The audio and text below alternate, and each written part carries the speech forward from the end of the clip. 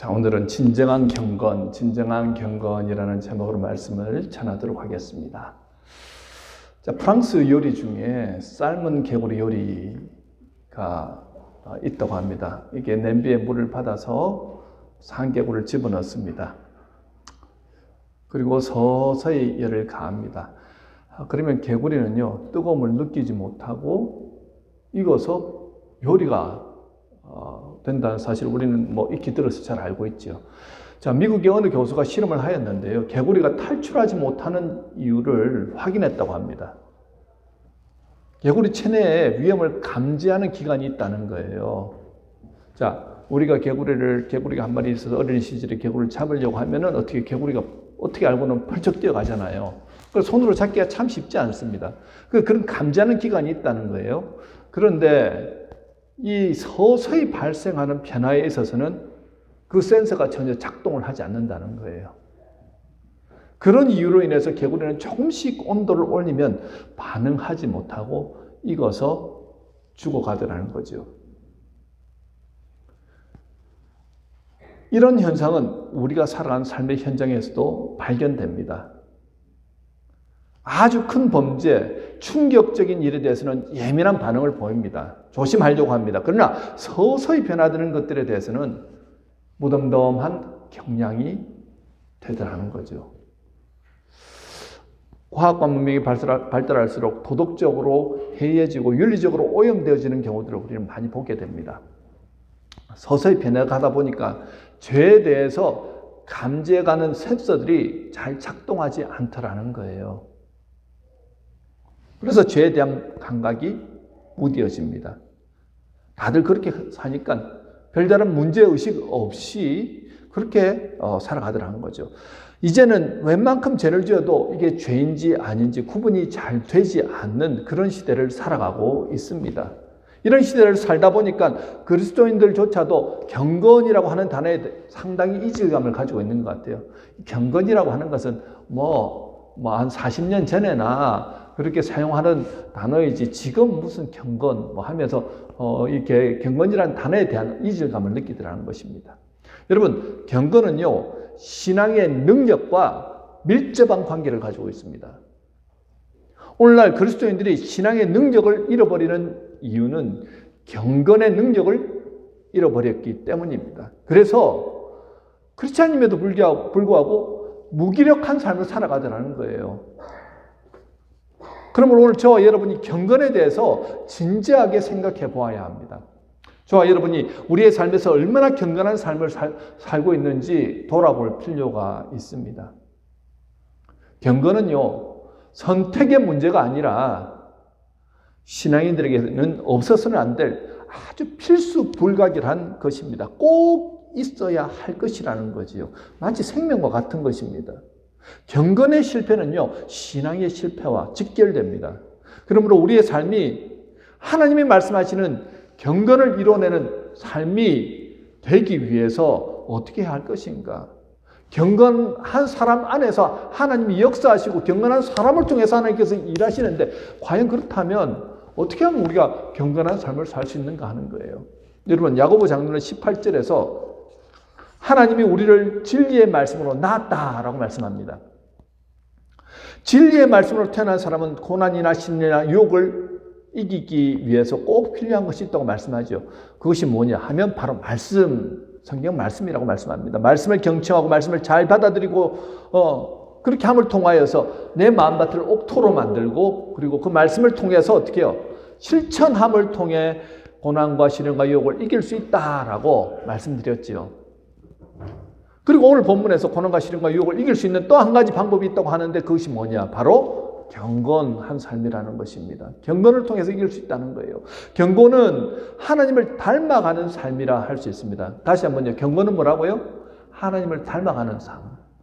자, 부전자전이라는 말이 있잖아요. 자식은 부모를 닮아가게 되어 있습니다. 자, 그렇다면 우리들은 진리의 말씀으로 태어난 존재들이지요. 그렇다면 당연히 우리를 낳아주신 하나님을 닮아가야 하는 것이 마땅합니다. 말씀이신 예수님을 닮아가야 하는 게 마땅하다는 거예요. 자, 그런데 그것이 쉽던가요? 제가 지난주에도 말씀드리지 않았습니까? 그저 말씀을 많이 보고 많이 읽고 많이 안다고 해서 예수님을 닮아가던가요? 아니죠. 말씀대로 순종할 때 그만큼 닮아가는 것입니다. 자, 오늘 본문 27절에 보면 하나님 아버지 앞에서 정결하고 더러움이 없는 경건이라고 야고보 장로는 말하고 있습니다. 세상이 말하는 경건이 아니라 하나님이 말씀하시는 경건을 살아내어야 한다는 거예요. 그렇다면 여러분, 하나님을 닮아가는 것으로서의 경건은 어떤 것일까요? 오늘 본문의 말씀 뭐라고 말씀합니까? 첫 번째는요, 혀를 다스리는 경건이라고 말합니다. 혀를 다스리는 경건. 본문 26절 같이 한번 읽을까요? 시작. 누구든지 스스로 경건하다 생각하며 자기 혀를 재갈 물리지 아니하고 자기 마음을 속이면 이 사람의 경건은 헛것이라. 자, 언어는 그 사람의 내면을 보여줍니다. 언어는 그 사람의 인격의 정도를 가늠하게 해줍니다. 언어는 삶의 현장에서 사람과 사람의 관계를 형성하는데 절대적인 역할을 맡고 있는 핵심적인 기초라고 할 수 있습니다. 스스로 경건하다고 생각하는 사람이 나와 맞지 않는 타인에 대해서 비판의 말을 한다거나 아니면 사실과 다른 거짓말을 한다든지 내지는 세상의 불법적인 일들을 추천하는 말들을 한다든지 이런 모든 것들은 경건과는 거리가 먼 것들이죠. 이민 오신 분들은요, 언어나 문화에서 상당히 큰 스트레스 어려움을 겪고 살아갑니다. 그러다 보니까 알게 모르게 분노 게이지가 상당히 이렇게 높은 것 같습니다. 평소에는 점잖으신 분인데 가정에서 어떤 일로 사소한 논쟁을 하다가 나중에는 할 말 안 할 말 하면서 막 결국은 큰 싸움으로 번지는, 그래서 큰 상처를 주고받는 경우들을 보곤 합니다. 가정에서뿐만 아니라 교회에서도 마찬가지죠. 왜 교회에서 싸우냐고 하는데요. 그 스트레스가 일을 하다 보면 또 맞지 않는 분들과의 관계 안에서 그것이 어느 순간 이렇게 폭발하는 일들이 있더라는 거죠. 그래서 여러분, 평소에 내가 어떤 말을 사용하고 있는지 잘 살펴볼 필요가 있습니다. 내 입술에서 나오는 말들이 감사와 은혜의 말들이 많은지 아니면 부정적이거나 아니면 부정직한 말들이 많은지 우리의 말들을 살펴보아야 한다는 거예요. 저도 목회자임에도 불구하고요, 제 힘듦이 너무 크게 느껴지고 잠깐만이라도 의식을 다잡지 않으면 어느 순간 제 입에서 불평이나 비난이나 자조적인 그런 말이 나오고 있는 제 자신을 발견할 때가 있습니다. 그러면 그러한 순간이 느껴질 때는 내가 왜 이러지? 이러면 안 되지 하면서 입을 의지적으로 억지로라도 감사와 찬양을 선포하거든요. 그러면 점점 제 마음과 생각을 주관하시는 성령님의 일하심을 느끼게 됩니다. 여러분, 혀는 자기가 혼자서 아무 말이나 하지 않습니다. 여러분 생각할 때 혀를 자제해야 된다면 하지만 혀가 혼자서 알아서 말하는 게 아니라는 거예요. 내 마음과 생각에 의해서 혀는 작동하게 됩니다. 이미 내 마음과 생각이 악한 것에 조종을 받게 되면 내 마음밭은 지옥 가운데 있는 거예요. 그 지옥 가운데서 여러분 생각해 보십시오. 선한 말, 칭찬하는 말, 감사하는 말, 이게 나올 리가 없잖아요. 어떻게 해서든지 깎아내리는 말, 현실과 환경을 비판하는 말, 비난하는 말, 하나님을 원망하는 말들이 나오겠죠. 그래서 혀를 잘 다스리는 것이 경건의 첫 번째 모습이라고 야고보 장로는 말하고 있습니다. 자, 야고보 3장에 보면요. 야고보서 3장에 보면 사람의 혀를 길들일 수 있는 사람은 아무도 없다고 그렇게 말씀합니다. 사실 혀는 새치밖에 되지 않습니다. 하지만 이 새치밖에 안 되는 혀를 길들이는 것은 결코 쉬운 일이 아니에요. 정말 어렵습니다. 여러분, 야고보 장로는요, 혀를 다스려야 한다고 말하는데 혀를 다스리는 것이 여러분 무엇을 말하는 걸까요? 한번 생각해 보십시오. 혀를 다스린다. 혀가 잘 다스려지시던가요? 우리 오래 사신 우리 장로님, 권사님, 연세 드신 우리 집사님들 살아보시니까 혀가 잘 다스려지시던가요? 잘 안 되죠. 그런데 오늘 본문에서는 혀를 다스려야 된다라고 말합니다. 그런데 본문에서는 혀의 재갈을 물리지 아니하면이라고 말하는데 혀의 재갈을 물린다는 거예요. 단순히 말을 적게 하라는 말일까요? 아니면 아무 말 하지 말고 그냥 그렇게 살아가라는 얘기인가요? 이것저것 가리면서 그렇게 말하라는 걸까요? 참 쉽지 않지요. 혀에 재갈을 물린다는 것은요, 우리 말 있죠. 이랴 하면 이렇게 달려가는 말에게 재갈을 물리지 않습니까? 재갈을 물려서 그 주인이 원하는 대로 이쪽으로 오른쪽으로 하면 오른쪽으로 당기면 어떻게 됩니까? 말이 그쪽으로 가죠. 왼쪽으로 당기면 왼쪽으로 가게 되고, 서라 하면 뒤로 이렇게 딱 당기면 서게 되지요. 그것처럼 내 혀에 재갈을 물린다는 것은요, 성령의 통제 아래 둔다는 것을 의미합니다. 이것은 내 혀를 하나님이 사용하시도록 내어드리겠다는 의지의 표명입니다. 그럼 우리의 언어가 성령의 통제 아래 있을 때 진정한 경건에 이룰 수 있다는 거예요. 만약 우리의 말이 성령의 통제를 벗어나면 타인에게 상처를 주거나 분란을 일으키고 연합을 깨뜨립니다. 이 말씀 잘 들으셔야 돼요. 부부관계 안에서 너무 중요한 말입니다. 성령의 통제를 벗어난 말은요, 사탄이 역사합니다. 성령의 통제를 벗어난 말은 언제든지 폭력으로 변질될 수 있어요. 성령의 통제를 벗어난 말은요, 사람을 죽일 수 있고, 그리고 죽도록 어떻게 해요? 인도할 수도 있더라는 거죠. 결국 그런 공동체는 무너져 버립니다. 가정도 마찬가지고, 교회도 마찬가지입니다.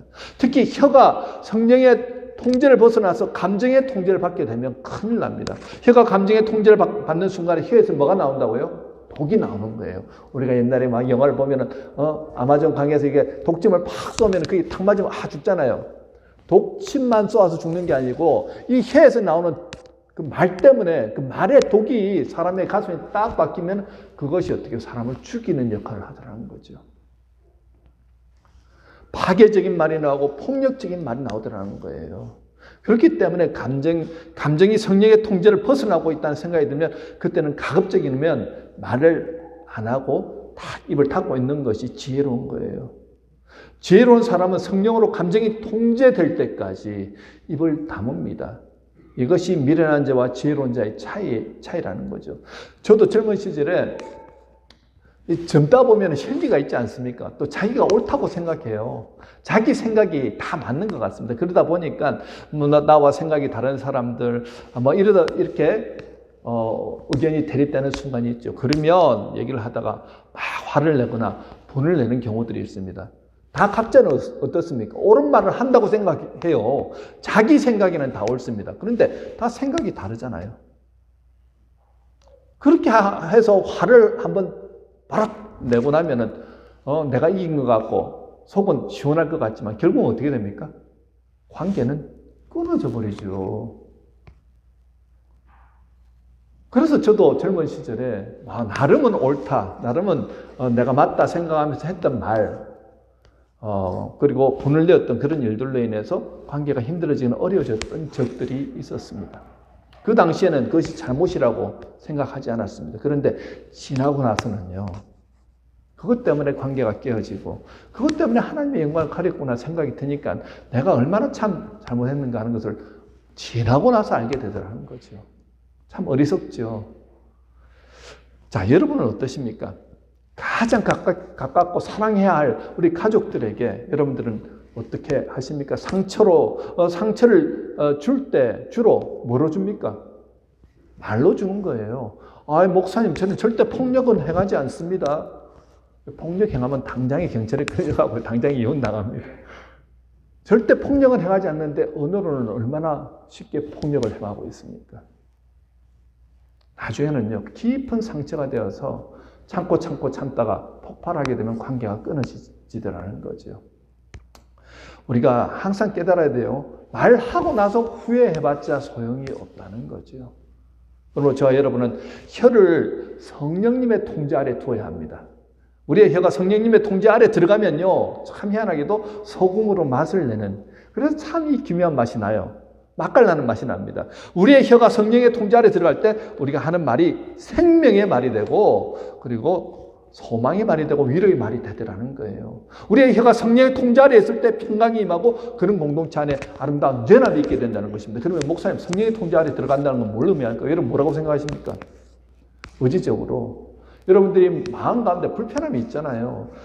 마음으로부터, 생각으로부터 작동이 시작된다는 거예요. 그런데 누군가를 시기하는 마음, 비난하는 마음, 싫어하는 마음, 내가 지금 이 사람을 꼭 이겨야 되겠다 이런 마음이 있을 때 그 마음은 누가 주는 거라고요? 절대 성령 하나님이 주신 마음이 아니라는 거예요. 이미 내 생각과 마음을 누가 덮고 있다고요? 악한 것들이 나를 덮고 있다 생각하시는 말씀입니다. 그때는 성령 아래 둔다는 것을 먼저 선포하십시오. 나사렛 예수 그리스도 이름으로 악한 것들을 물러갈지어다 선포하시고, 주님 이 시간부로는 내가 입을 닫겠습니다. 내 혀를 주장하여 주시옵소서. 성령께서 나를 주관하여 주시옵소서. 그리고 침묵하셔야 되는 거예요. 그때부터 뭘 합니까? 감사만 하십시오. 그때부터 찬양만 하십시오. 그때부터 하나님 앞에 영광 올려드리는 그런 기도만 하십시오. 그러면요, 참 놀랍게도 내 마음이 잠잠해지기 시작합니다. 그러면서 어떤 생각이 드냐면, 야, 너 그 사람 이겨서 뭐 할래? 야, 그 사람하고 싸워가지고 네가 얻는 유익이 뭔데? 이런 마음을 주세요. 그렇네요. 그러면서 내 마음 가운데 평화가 임하고, 거의 잠잠해진 마음 가운데서 하는 말은 다른 사람을 살리는 말을 하더라는 거죠. 여러분, 성령께서 주관하시도록 그 훈련을 오늘부터 매 순간 해보십시오. 가정 안에 평화가 임합니다. 우리 남편과 아내 사이가 좋지 않았던 분들이 가장 먼저 행해야 될 것이 바로 성령께서 내 입술을 주관해 주십시오. 교우들 안에서 저 사람은 말만 하면 비난, 비판, 정죄하는 사람인데 그분이 한번 그렇게 성령의 역사하심을 한번 경험해 보시길 바랍니다. 아마 우리의 입술 가운데서 천국을 누리실 거예요. 자, 두 번째, 하나님을 닮아가는 삶으로서의 경건 두 번째는요, 이웃을 돌보는 경건입니다. 이웃을 돌보는 경건. 우리가 일반적으로 생각할 때 경건이라고 하면 내적인 경건, 즉 기도와 성경 읽고 묵상하는 것, 그리고 금식하면서 자신을 쳐서 복종시키는 것, 이런 것들만 생각할 수 있습니다. 그리고 경건하다는 것이 이런 신앙행위를 잘하는 것이라고 생각할 수도 있습니다. 본문 27절에 보면요, 하나님 아버지 앞에서 정결하고 더러움이 없는 경건은 곧 고아와 과부를 그 환난 중에 돌보고라고 말합니다. 자, 이게 경건하고 무슨 상관이 있습니까? 라고 생각할 수 있지만 그게 아니라는 거예요. 자신을 거룩하게 지키고 자신을 쳐서 복종시키는 것, 이런 내적인 경건 못지않게 이런 내적인 경건이 외적인 행위, 외적인 경건으로 나타나지 않으면 참 경건이라 할 수 없다라고 지금 말씀하고 있는 것입니다. 교회는 잘 다닙니다. 기도도 잘합니다. 예배 역시 은혜 가운데 잘 드립니다. 그런데 정작 생활 가운데서 고통과 아픔, 가난과 슬픔 가운데 있는 이들에 대해서는 전혀 관심을 갖지 않는 분들이 계시더라는 거예요. 고아와 과부는 그 당시에 유대사에서 가장 열악한 상황 가운데 살던 극빈자들입니다. 자기 힘으로는 살 수 없는 사람들, 누군가 도와주지 않으면 살 수 없는 사람들입니다. 하나님이 이런 사람들에게 너희들이, 크리스찬 너희들이, 믿음의 사람 너희들이, 하나님 말씀으로 태어난 너희들이 어떻게 하라고요? 사랑을 베풀라. 꼭 그렇게 말씀하시는 거예요. 이들이 지금 한날 겪고 있다는 거죠. 그들을 도와주는 것이 진정한 경건이라고 말씀합니다. 우리 주위에도 약자들이 많습니다. 약자들이라고 하면 어떤 약자들이 있을까요? 굶주리고 가난하고 헐벗은 경제적인 약자들이 있죠. 첫 번째 생각할 때. 두 번째는요, 질병과 장애로 고생하는 신체적인 약자들도 있습니다. 세 번째는 어떤 약자들이 있을까요? 믿음이 약해서 쉽게 유혹을 받아 넘어지는, 그래서 죄를 짓는 영적인 약자들도 있더라는 거예요. 이런 분들에게 관심과 그리고 사랑으로 배려하면서 도와주어야 한다는 거죠. 이것이 참된 경건의 성도들이라는 것입니다. 히틀러를 비판하다가 33세에 사형을 당했던 독일의 세계적인 신학자 하면 누가 생각나십니까? 네, 디트리 보네퍼. 아시죠? 그 보네퍼 목사님이 이런 말씀했습니다. 값싼 은총, 그리고 값비싼 은총. 여러분, 값싼 은총이 뭘까요? 그분이 말한 값싼 은총은요, 늘 혼자서 수도하고 묵상하면서 그리고 혼자만 은혜 받는 삶. 값싼 은총이라는 거예요.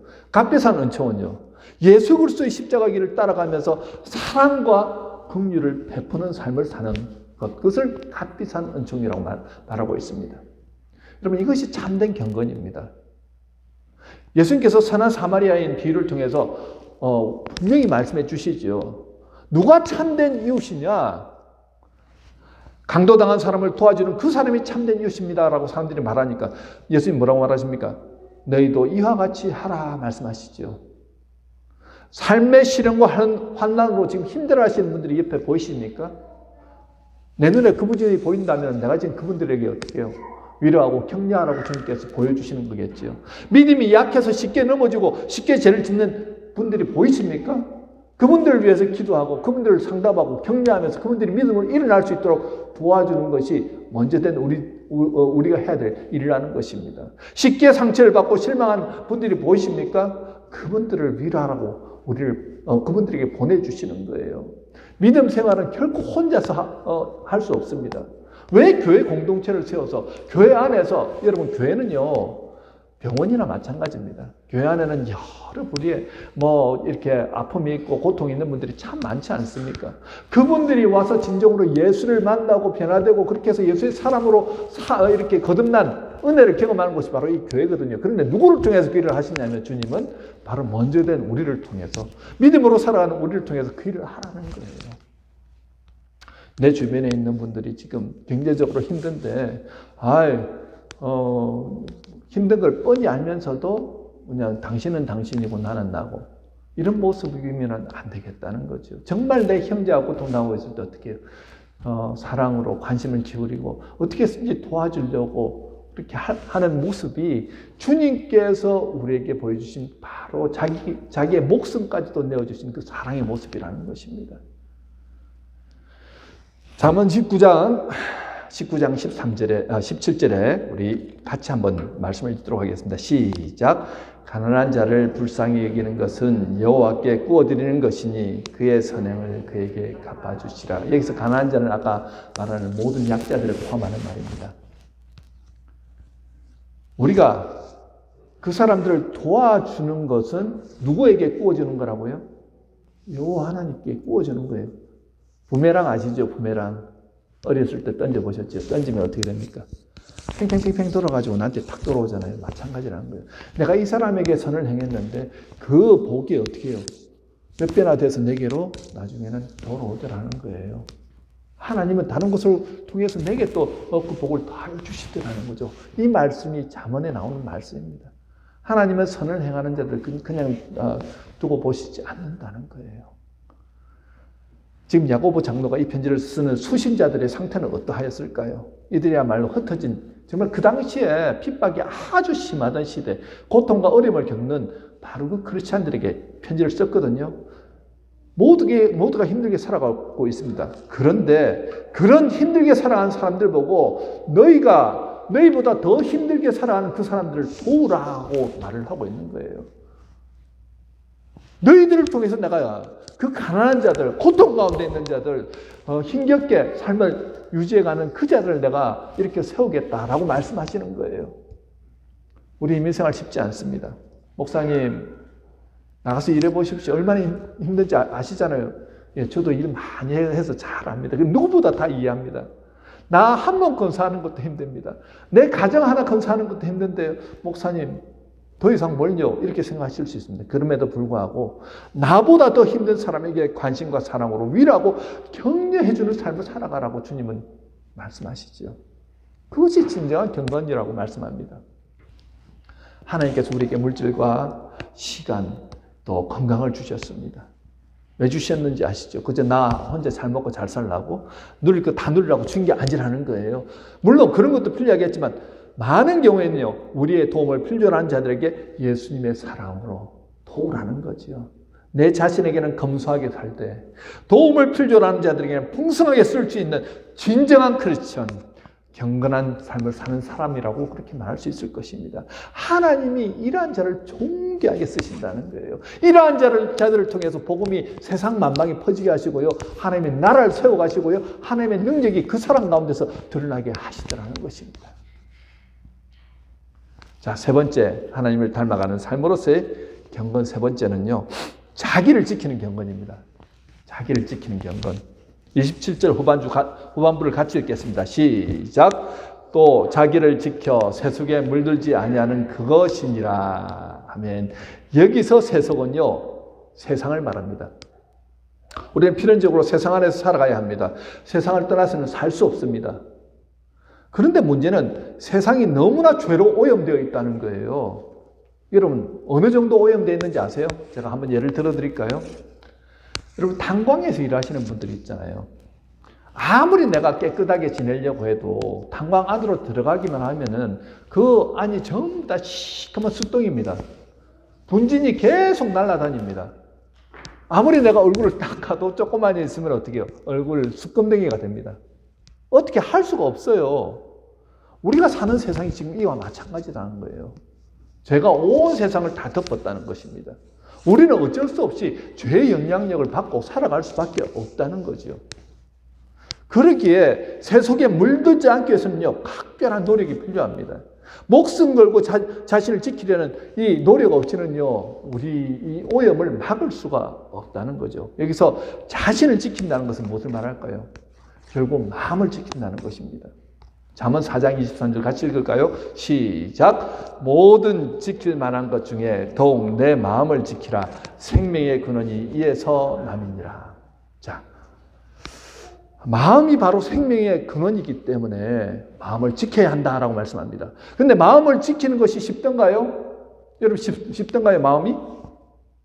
우리 인간의 마음이라는 것이 럭비공과 같아서요, 한 번 튀면 어디로 튈지 가늠할 수가 없습니다.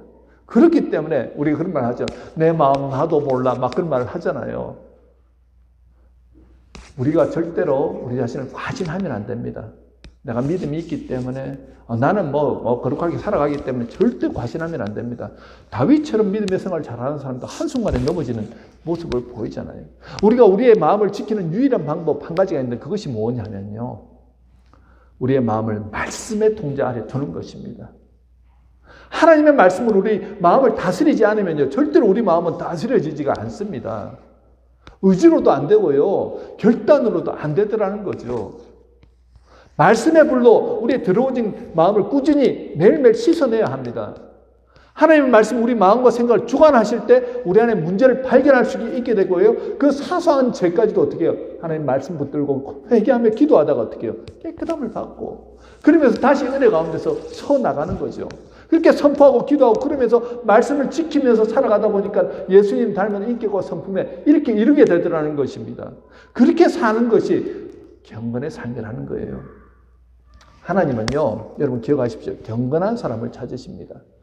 하나님 자신이 거룩하신 분이기 때문에 우리 보고 뭐라고 합니까? 너희도 거룩하라고 말씀하시잖아요. 거룩은 하나님 안에 거할 때만 거룩해질 수 있습니다. 어떻게 해요? 하나님의 말씀이 내 마음과 생각을 주장하시도록 내 자신을 내어드릴 때 그때부터 거룩한 성령이 우리 마음과 생각을 주장하시게 된다는 거예요. 우리는 보이지 않기 때문에 성령께서 내 마음을 주장하시나 주장하시지 않으시나 여러분 의심이 되십니까? 아니요. 내 마음 안에 이미 성령님이 와 계십니다. 그리고 성령께서 내 기도를 들으세요. 그리고 내가 내 자신을 주님 앞에 내어드리겠습니다 하고 말씀을 붙들고 서 나갈 때 놀랍게도요, 말씀을 통해서 깨닫게 해주십니다. 말씀 안에서 무엇을 해야 할지, 어떻게 살아야 될지를 직접 가르쳐 주세요. 말씀 붙들고 살아가니까 죄도 이기게 되고요, 말씀 붙들면서 살아가니까 내가 이 세상 가운데 살아가는데 무엇을 어떻게 해야 될지 몰랐는데 하나님 말씀이 나를 인도하심을 통하여서 어떻게 해요? 놀라운 은혜를 경험하면서 일어나게 되더라는 거예요. 그렇게 매일매일 일어난 능력, 거룩하고 경건한 삶으로 거듭나면서 하나님께서 기뻐하시는 삶이 되더라는 거죠. 여러분, 우리 모두는요, 하나님이 받으시는 사람들입니다. 그냥 그저 세상과 보타면서 죄의 검댕이를 묻혀가면서 그렇게 살아가고 이 땅 가운데 보냄받은 자들이 아니라는 것이죠. 거룩함으로 살아가도록 이 땅 가운데는 죄로 오염되어 있지만 우리는 흰옷을 입은 정말 죄와 그리고 이 더러운 것들에 오염되지 않고 믿음으로 서 나가도록 부름받은 저와 여러분들이라는 것입니다. 그럴 때 하나님의 은혜, 하나님의 사랑, 능력이 날마다 흘러넘친다는 거예요. 말씀을 맺겠습니다. 여러분, 이스라엘 땅에는요, 요단강이라고 보이시죠? 요단강. 요단강이라고 있습니다. 저기 갈릴리 바다와 이쪽에 갈릴리 호수가 있죠. 그리고 요단강이 흘러가고 있습니다. 요단강이 흘러서 어디로 가냐면요, 사해. 아무것도 살 수 없는, 저기에 떠내려가면서 살 수 없는 바로 그곳 사해가 있습니다. 요단강에 여러분들 고기가 살까요, 안 살까요? 요단강에. 살죠? 강인데 설마 고기 안 살겠어요? 갈릴리 호수에는 살까요, 안 살까요?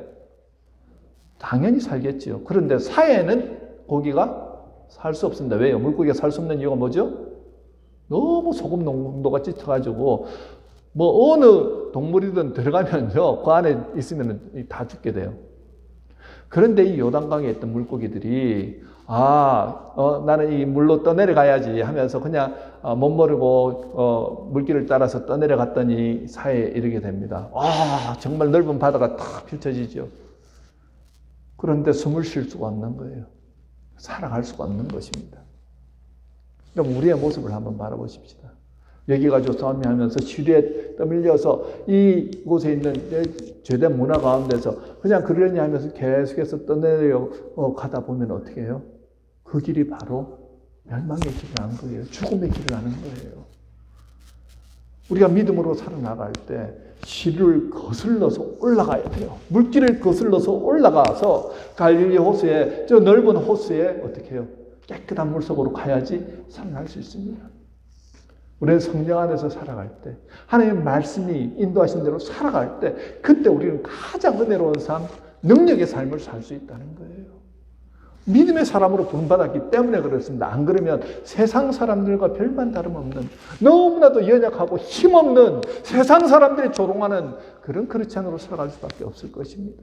오늘도 우리가 거룩을 다시 회복해야 됩니다. 경건한 삶을 회복해야 됩니다. 그럴 때 능력의 삶을 살아갈 수 있습니다. 말씀을 냈습니다. 오늘 3가지였습니다. 하나님을 닮아가는 그 거룩한 삶, 경건의 삶 3가지 무엇입니까? 첫 번째는 혀를 다스리는 경건이라고 했습니다. 혀. 성령의 통제 아래 두십시오. 성령께서 내 혀를 다스려 주십시오. 그리고 감사와 찬양을 계속 하십시오. 두 번째, 이웃을 돌보는 것이 경건이라고 했습니다. 우리 가운데 약자들 보이시지요? 그분들에게 다가가셔서 위로해 주시고 기도해 주시고 사랑으로 권면해 주십시오. 세 번째는 자신을 지켜야 할 경건이라고 했습니다. 하나님의 말씀의 불로 매일매일 내 불순물들을 씻어내십시오. 그래서 내 자신을 세속으로부터 지켜내는 그러한 삶을 살아갈 때 하나님의 능력이 우리 안에서 흘러 넘칠 것입니다. 여러분, 저나 여러분 모두는 진리의 말씀으로 거듭난 분들입니다. 그렇다면 우리는 어떤 길로 걸어가야 할지 자명하죠.